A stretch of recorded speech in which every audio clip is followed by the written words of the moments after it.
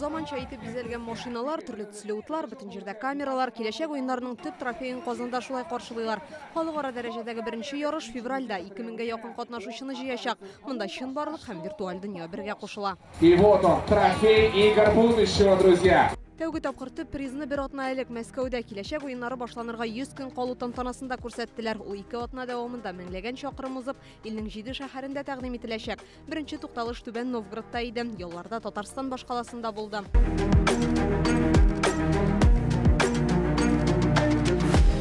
Трофей металл һәм акрилдан эшләнгән һәм 5 катламнан тора. Алар спорт, тактика, стратегия, тизлек һәм технологияләрне чагылдыра. Ишендәге ялкын киләчәк уеннарның төп билгесе булган алтын каурылы бәхет кошын тасвирлый. Я больше чем уверен, что тарихта тәүге тапкыр оештырыла торган яңа форматтагы ярышларның беренчесе нәкъ менә бездә узуы зур дәрәҗәдә дип уйлыйм.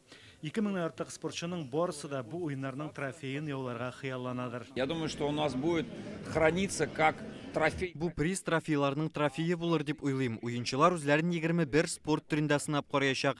Һәрберсенең үз шундый призы бар. Алар җиңгән командаларга тапшырыла. Гадәти спорт белән кибер уеннарны берләштергән үзенчәлекле ярышта 30 илдән 50 команда көч сынашачак. Virtus.pro һәм Team Spirit дигән дөнья дәрәҗәсендә танылу алган төркемнәр катнашуы да көтелә.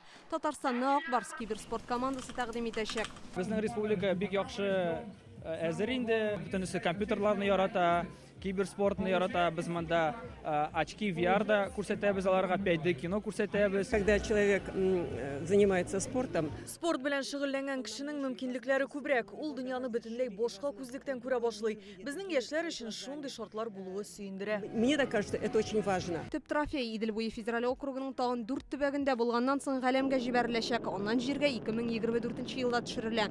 Уеннар киләсе елның февралендә Казанда узачак. Интеллект Сейнова, Данил Филатов, Яңа гасыр каналы.